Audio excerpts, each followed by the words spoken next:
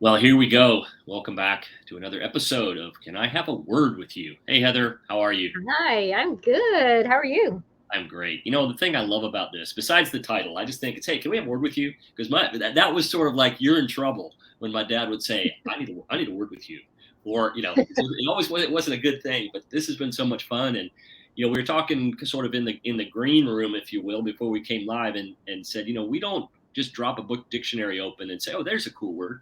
hmm We sort of pick something as we chat back and forth during the week about a new episode here or there. And it always comes to something that's on our heart or something that we've been experiencing either hmm during the week or just recently, or maybe it's a lingering thing. And we like to talk about it and we like to unpack it and see, hey, can we work through this on this sort of, two screen conversation? And can we leave, the folks that catch this podcast with a nugget or something that maybe they can adapt into their life and go. So today, I mean, we kind of been talking a little bit about what we're 3 months into the year. We've kicked it off. We've had some major goals and kind of got our targets in place, and then all of a sudden the year starts, and sometimes you're killing it. hmm And sometimes you're like, oh my gosh, am I going to be able to get through this? Am I going to be able to meet that goal? Am I going to be able to really change that behavior to a new lifestyle I want? And we can kind of get uptight and we can feel what? We can feel a lot of Pressure. pressure. Pressure, man. So talk to me a little bit Yeah. about pressure. Tell me about your thoughts on that because you're smiling. So let's get it out here in the open.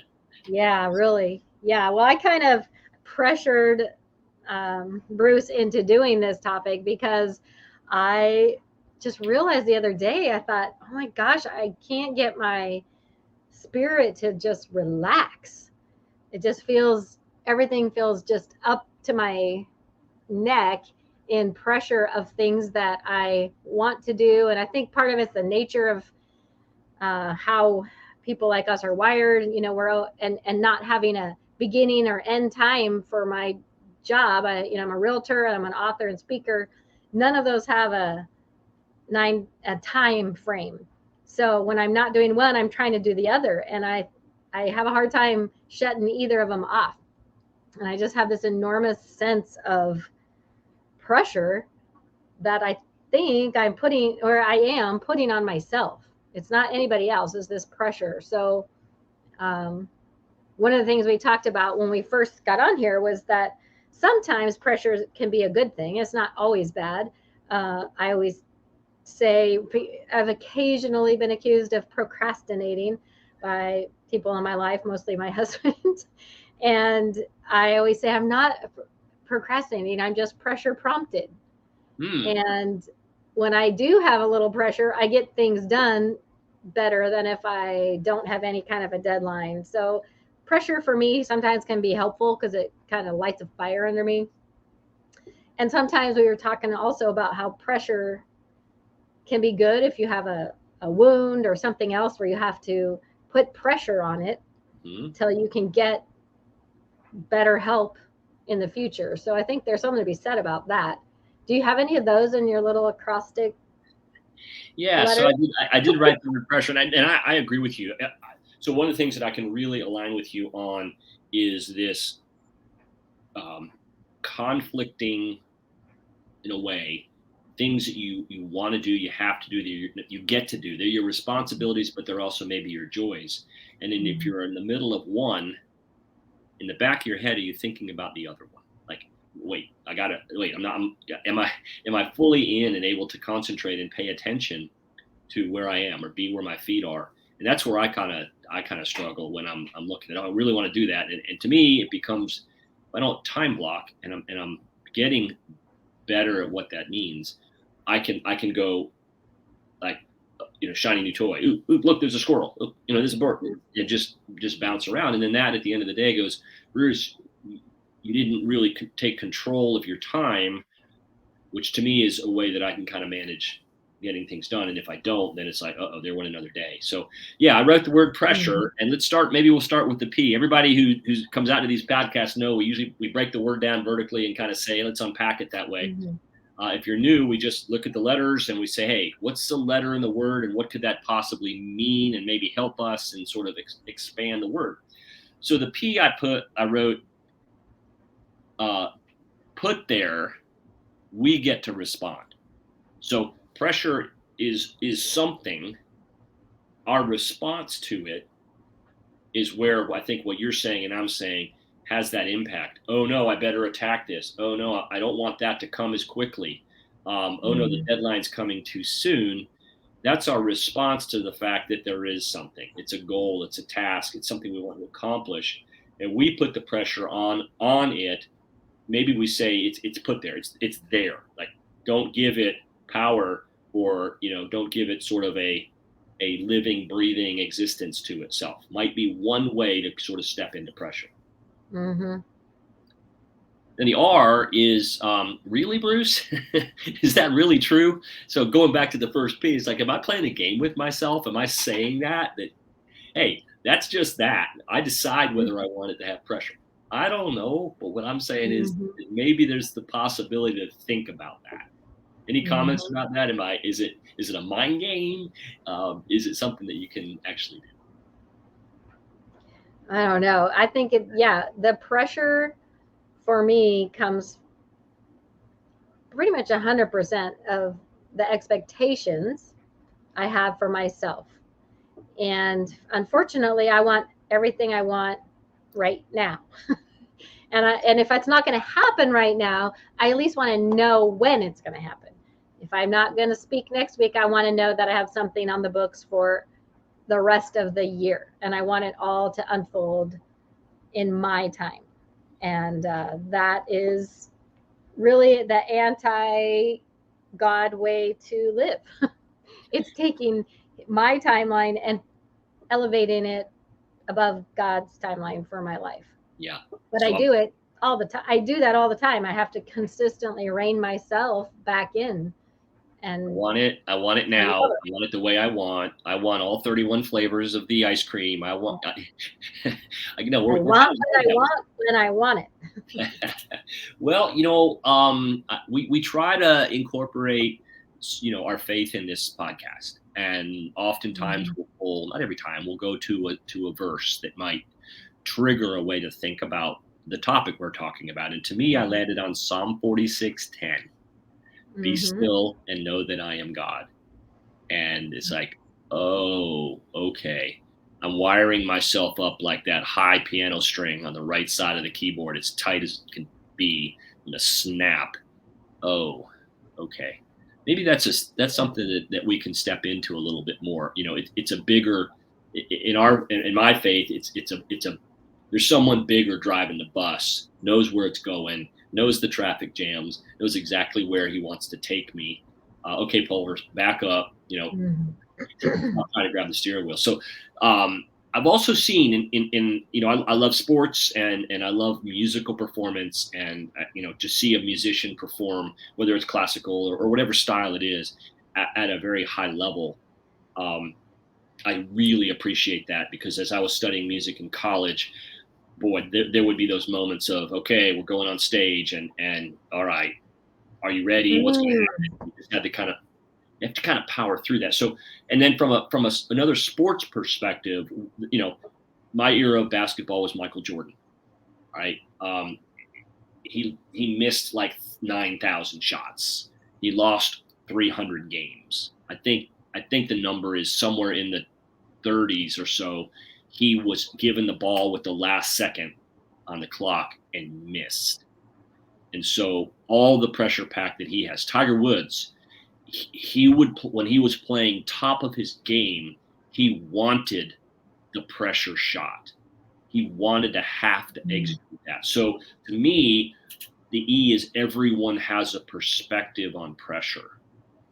Like you said, sometimes it gets you prompted, and other times it can put you in a spiral. It's like, oh no, so much pressure, I'm stifled, right? Or I feel like I can't move. You just freeze up because you're under so much pressure. I do not. Depends on what kind of pressure. I don't perform great under extreme pressure. That is not my desire. There are people, like you said, that they know they're going to do better if they're in a pressure situation. And I think I they tend all, I tend to panic in this pressure right. situation. And that's kind of, you'll, oh no, there's 3 minutes left in the soccer match. We're down by 2. It's very difficult to score 2 goals in 3 minutes. Just, it's a game that's kind of that way. Mhm. Except you can, and you've seen it done. You almost carry with you the fact that, oh no, the time's running out, therefore, or the stakes are so high, therefore I can't come through. And I think these 2 examples, and I mean, think of gymnasts that have scored 10, at the last run to win the gold medal, that they mentally train themselves to look for the pressure and practice under that mode. So the S, I think, Mhm. though, is it's often seen as a performance test. So seen as a performance test is the S. Maybe we can detach what it is we need to Mhm. do from it being a performance-based test and just do, because we are individuals, we are unique. There isn't only one way to do it, and if we bring our whole Mhm. selves to the person that God is growing us to be and intends us to be, we can uniquely step in with a little less of that on us. So I think that the performance test aspect can be a real challenge. Yeah, say the S one again. Is it say, how do you say it? Seen as a performance test. Yeah.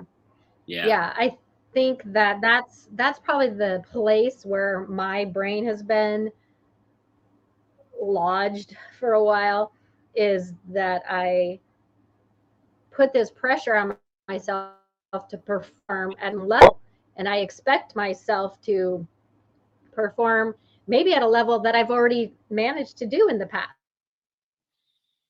Yep.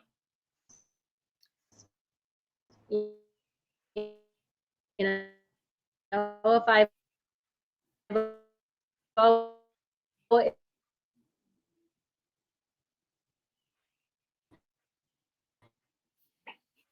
and so and I feel like I've failed. That's the word, is like the pressure to perform, and then if I don't perform at the level that I expect my life to be performing at, then I feel like a failure. Instead of Yeah. being open to the idea that maybe God has is trying to get me to go a different direction. Maybe I'm forcing solutions that are not shouldn't be forced. Maybe he's Yeah. saying, you working really hard and getting what you want is going to result in thinking you did a good job. And I want you to come away knowing I did that. He doesn't want Yeah. me to walk away going, look what I did. He Yeah. wants me to walk away going, sheesh, I don't know how that happened because it wasn't me. Right. That Right. had to have been God. Yeah. When we look at the outcome, we can get in the way of what we're relaxing and trying to do. And the outcome often takes care of itself if you're just Yes. calm and you loosen the grip and all the other things on not just the golf grip, but the grip on life and the grip on the Mm-hmm. outcome. So the second S I wrote is subtle ways to step into it. So here's this thing. We may have a goal in real estate that we want to sell 24 houses in a year. We want 2 contracts a month. And here you are in March and you've got 1. So, okay, that's just what it is. Some happen faster, some happen slower. So it's how do you step into that thing that's there? Um, hey, we're gonna do the best we can. The outcome's gonna take care of itself. Maybe I'll get 30, maybe I'll get 3. But let's just keep going. So how you step into the situation on stage, right? Uh, on the field, in a relationship where there's a lot of pressure to look a certain way or be a certain way or have that conversation that's tough and have it happen perfectly. How do we step into that? Maybe we step in with humility. Maybe we step in with Mm-hmm. knowing that we don't know how long it's going to take or if we're going to say the right words. Just sort of a subtle way to step in is the S. I Mm-hmm. got 3 more letters. So let's go to the U. Mm-hmm. Untie the situation from the outcome. I think we've hit that one already. We kind of hit that one Mm-hmm. as the performance test. You know. Yeah. Yeah, right. Untie ourselves the situation from the outcome. Let's just go. Let's just do. And sometimes you can enjoy more that way. Sometimes you're more relaxed. Sometimes you've got a sense of humor around it. Like, who knows what's going to happen, right? We're just going to take Mhm. this path, and at the end of the day, we'll be where we're going to be, and maybe we just let go of that, untie the outcome from that situation. Yeah. Well, I'll wait and hear what your other letters are, because there's something I want to say about it, but I'm going to see if it fits in with your other letters first. So Okay. I'll All right. pipe in later at the end Okay. There if we go. it doesn't fit. Real quick then. The R is relax and seek your calm. Like, find that calmness in the storm.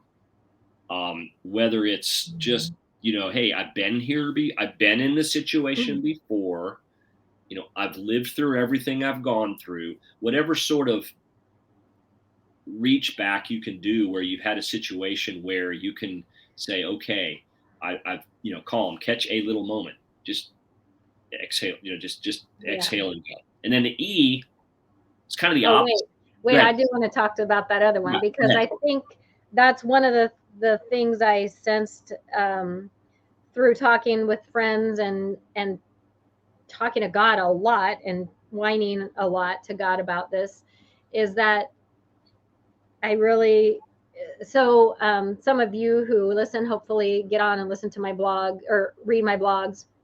This last week I talked about uh, I was reading a prayer journal thing, and it gave a little scripture of Jesus talking, and then something, what would Jesus say to you, and it had a sentence. I don't even remember what that was, but then it had your response, and then it had a semicolon. It said silence.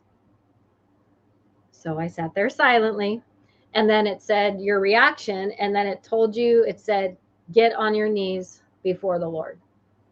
So I got on my knees, and just about as soon as I hit my knees, I just really sensed God's almost like hand on my shoulder saying, I gave you the gift of writing so I could help you untangle the problems and worries in your mind, and then use what you learned to help yourself and hopefully help some other people. Why aren't you writing? And so I just got up and wrote a blog about it immediately, and I realized that that's one of the things, that's why I started writing, is so I could reason things out with God and myself on paper to help me get perspective, remind myself of what I know I believe. I mean, I would say, I know it sounds weird, but I read my own book a lot, because I read it and I'm like, oh yeah, I forgot I believe that. What have I been doing lately? Oh, I have to remind myself. And writing helps me, it refreshes my memory of what I know is already in my mind. And so that stillness and that silence not only helped me relieve some of that pressure, but it helps me remember that maybe this time where I wasn't selling any houses and I wasn't able to connect with anybody about my book or about my blog or about speaking was God's gift to me to say, just, your son was just in an accident. You just had Christmas. You just had family here. Like, just slow it down. Yeah. Take it down a few notches and just try to just relax. Yeah. And let me take care of you for a minute. I'm like, I gotta go. Yeah. So Yeah. that was a beautiful reminder this week. And And so, then after I did that, I have since sold 3 houses. yeah. Again, I don't think it's a formula, but I don't think it's an accident either. I think God's like, all right, see, just chill out. Yeah. Calm. Mm-hmm. Right. The thing about that is you listened, right? And that's the tough part is stepping into that, and your faith starting at wherever you might be watching this podcast, and being willing to let it grow.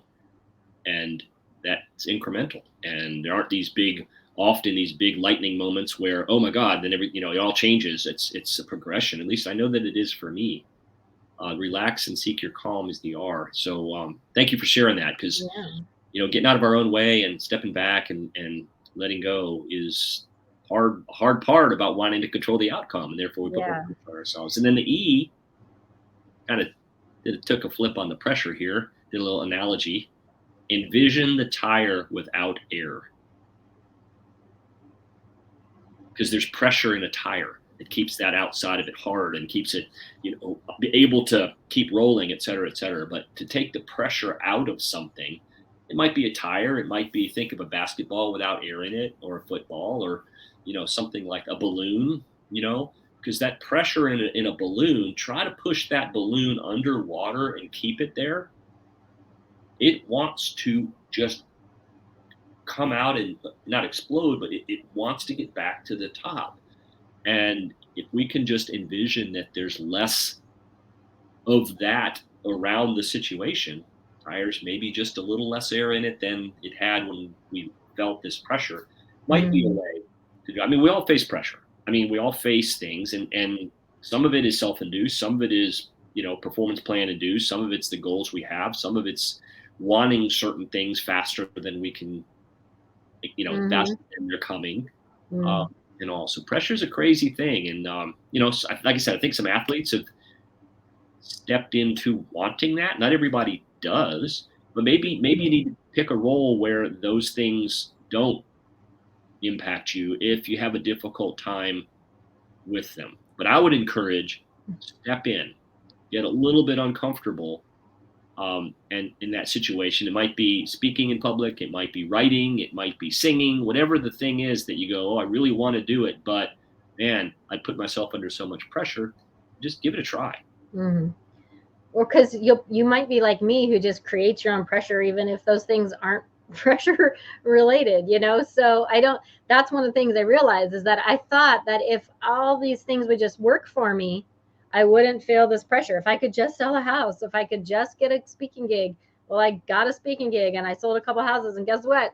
I'm like, what if I could just sell another house and get another speaking gig? Like, it didn't go away. So what I know the problem, which is good news, like we've said, if I'm not the problem, then there's no solution.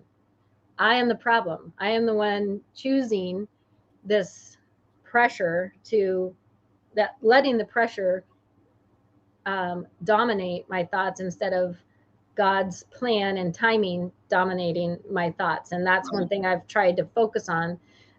Also, you were talking about the E. So since you didn't have a letter that corresponded with what I was going to say, I'm going to make one up. Another E sentence or whatever is, I would say, egoless, because one of the things I realize that can cause me to feel pressure is when my ego is in charge, meaning I am embarrassed to go to work because I have nothing. We go through all of our pendings Monday, Wednesday, and Friday, and you do not want to be the person not on the pending sheet because you have 0 things waiting to close. It's humiliating, to be honest. So I make myself go because I'm like, that's the right thing to do, but it is tough, man. We always tease like, oh, I'm about to get off the pending sheet, guess I better buy something. Buy myself a house so I can stay on there. But when your ego is threatened because you aren't as successful as you think you should be, and you're worrying about what other people are thinking about you, you're always going to live with that pressure. And for a while, I feel like I didn't have that. And somehow I think when you have a little success, it feeds the need for more of it and more affirmation, and knowing that it's just it's an ugly thing. I don't like it. And it's embarrassing to say it, but I'm sure I'm not the only one. So, I'm just throwing it out there in case anybody else struggles with this. The solution is trusting God, trusting his plan, trusting his timing. Yes. And then seeking, sometimes he is saying, look, the reason it's not working is because you're not supposed to be doing that. You're distracted with what you want, and you're missing over here what I have for you. So I think we have to be in his word and be praying and asking for his guidance. So I'm talking to myself here, so that you don't miss maybe something different that he has for you. Maybe he's saying the door for that is closed now. Yeah. paying attention is something that is. Mm. You're right. Pressure is tough. Pressure causes you not to sleep. Pressure Mhm. causes you to eat and not know you're eating. Pressure causes you to lash out to the ones you love the most. Pressure cause us to underperform many times, right? Mhm. Especially if we are not like digging it and going after it and thriving in it. So being aware of it, being calm, like you said, stepping back, Psalm 46:10, be still and know that I am God. Mhm. Doesn't it doesn't mean that thing isn't there anymore, but it sure gives me a little less angst about it. Because at the end of the day, there's one place that he wants us, and that's close to him. I don't think he has scorecards for you sold 50 houses this month. I just think that's important.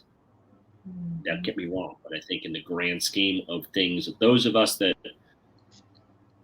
do want to be all that he's intended us to be, it's so that he can be everywhere through us. Mhm.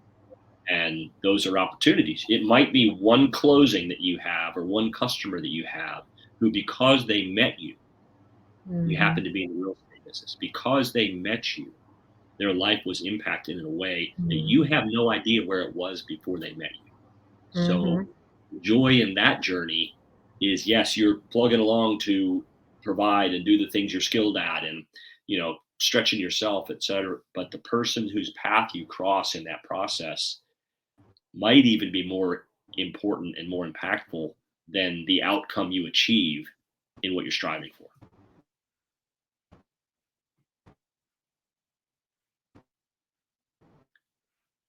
I might have frozen, but that's okay. I think we're back. What if we wrap? You ready to wrap this, Heather? You would also want to sit here smiling. Yeah, let's wrap up before we lose the whole thing, I think. We don't like to go back and redo these. I know we put some out that sometimes Oh, has a little bit of non-glitziness to no. it, but that's where the goodness is in the messiness. So we'll wrap it here. Yep. Heather, we'll close this out Yep. and we'll talk Thank next you, week. everyone. Make Bye for sure now. you, yeah.